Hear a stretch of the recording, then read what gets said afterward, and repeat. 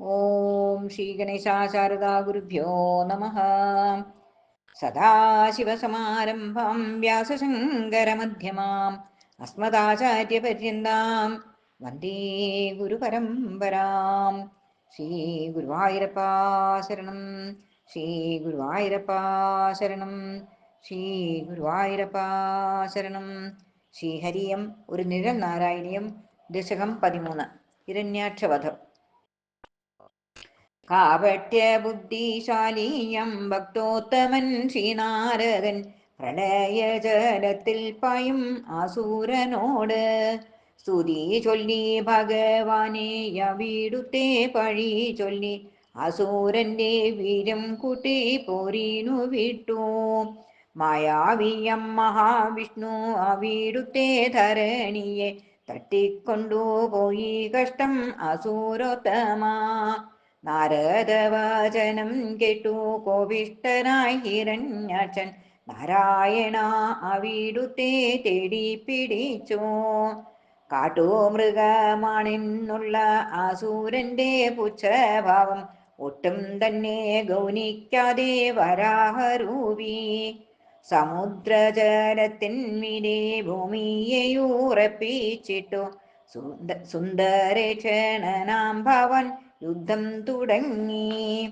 അസൂരനോ ഗദയുമായി ഓടി വരുന്നതു കണ്ടു. അവിടുന്നും ഗദയുമായി ആഞ്ഞടിക്കവേ വാനിൽ സർവദേവജനം യുദ്ധം കാണാൻ നിരക്കവേ വാദത്തിനായി ബ്രഹ്മദേവൻ മെല്ലെ പ്രാർത്ഥിച്ചു.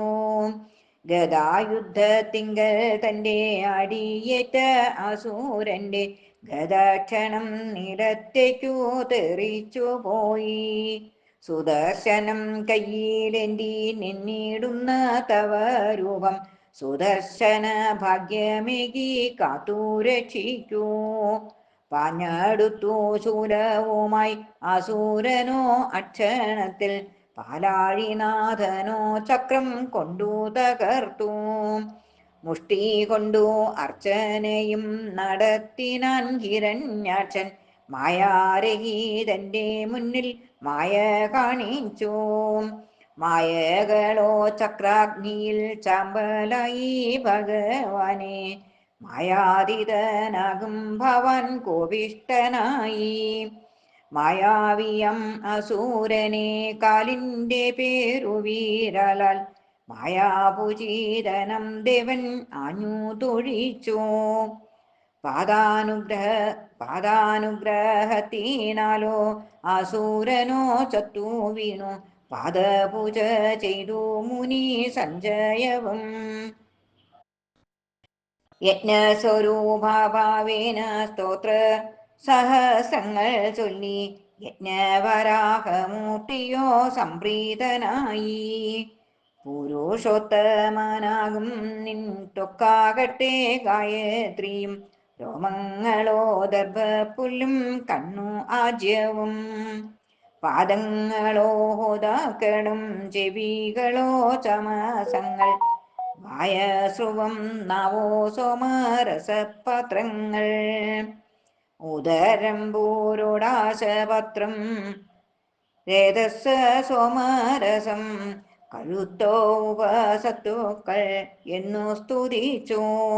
മധുസൂദനായിട്ടു വിളങ്ങുന്ന പവനേശ മമരോഗം നിശേഷമായി മാറ്റിത്തരേണേ. ശ്രീകൃഷ്ണാർപ്പണമസ്തു.